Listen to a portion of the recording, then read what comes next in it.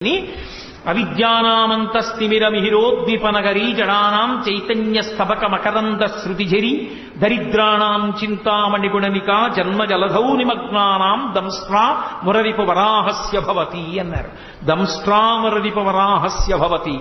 తన కోర మీద భూగోళాన్ని నించోపెట్టి సముద్ర జలాల్లోంచి అడుగులు పైకి వేస్తూ వస్తున్నాడు.